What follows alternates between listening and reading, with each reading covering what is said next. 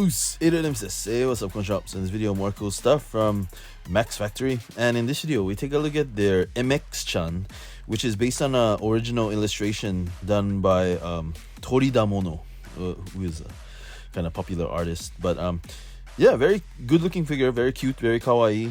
This one is coming out in October of 2023 at a price of 28,800 yen, which is 28,800 yen.